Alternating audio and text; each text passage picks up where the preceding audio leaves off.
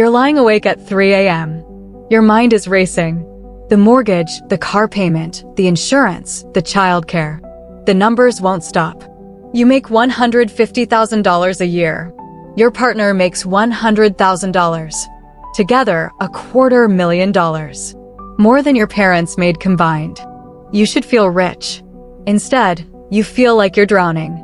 And you can't tell anyone. How do you explain stress about money when they see your nice house and car? Last month the air conditioning broke, and you put it on a credit card because you didn't have cash. Your spouse said, "I don't remember the last time we went out without checking the budget first." You did everything right. You got the degrees, the good jobs, the house in the right school district. You followed the script. Every step. And somehow, despite making $250,000 a year, you feel broker than your parents did on a single income. Sarah works in marketing, makes $68,000. Mike works in IT, makes $75,000. Combined, $143,000. They're in their early 30s, finally buying their first home, a 3-bedroom in a decent school district. The asking price, $485,000. They put down 10%, $48,500. Their mortgage payment, $3,180 a month. Add property taxes, insurance, and maintenance, $4,200 every month. That's 35% of their gross income. But here's what they didn't realize, that $143,000 wasn't real. Sarah's $68,000 salary gets taxed. Federal income tax $8,580, Social Security and Medicare $5,202, state income tax $3,400. Her take-home, $50,818. She's given up $17,182 to taxes. Childcare for 2 kids costs $28,800 annually. She's down to $22,018. She drives 35 minutes each way to work, 9,000 miles yearly at 72 cents per mile. That's $6,480 in commuting costs. She's down to $15,538. Then comes exhaustion spending.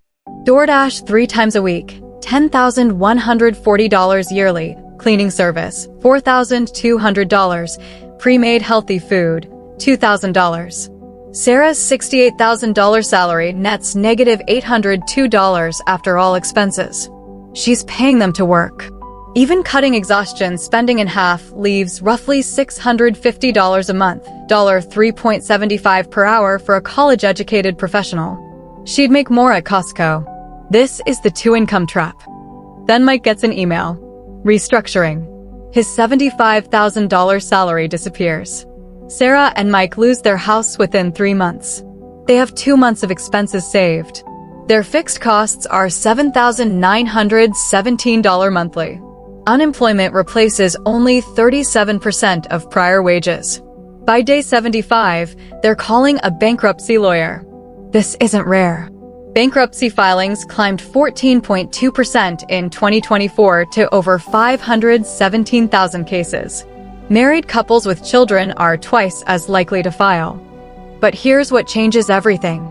Same income, same city, same pressures. David makes $82,000 as an accountant. Jennifer makes $61,000 as a project manager. Combined, $143,000. Identical to Sarah and Mike. They made one different choice. They bought a $280,000 house instead, 25 minutes further out.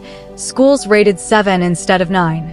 Their mortgage payment, $1,850. Monthly fixed costs, $4,100, structured around David's income alone. Jennifer's $45,000 take-home goes straight to savings. They maxed out both Roth IRAs, put $15,000 into 401 Burmese chats. The remaining $16,000 builds their emergency fund. After 6 years, they have $340,000 in investments. Their house is paid off. No mortgage. No debt. Just freedom. If Jennifer loses her job tomorrow, they're fine. David's income covers everything. They have options. They have breathing room. They sleep at night. Sarah and Mike have obligations. David and Jennifer have options. Here's the truth nobody wants to say. Your commitments are more powerful than your income. Every dollar locked into a mortgage, car payment, insurance, childcare, it's already spent before you earn it. You can't use it to survive a job loss, pivot careers, or invest in your future.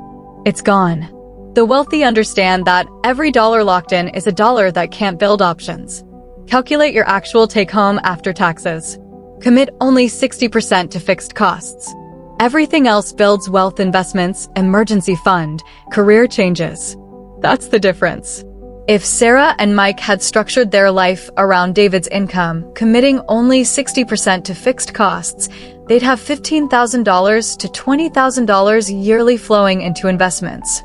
In 15 years, over $400,000 additional wealth. The difference between lying awake at 3 a.m. and sleeping peacefully. Are you willing to look different than your neighbors to be financially free? Buy the house 25 minutes further out? Drive the paid-off car? Accept the 7 out of 10 school district? Here's what happens. You sleep at night.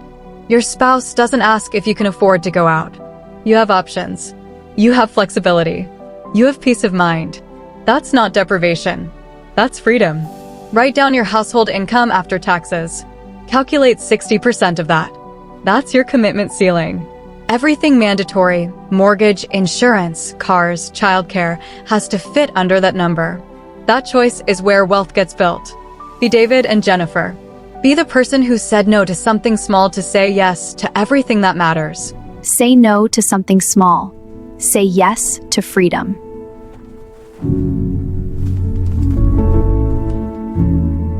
Hey everyone, don't forget to subscribe and hit the bell for more fun. It's super easy and you'll get all the updates.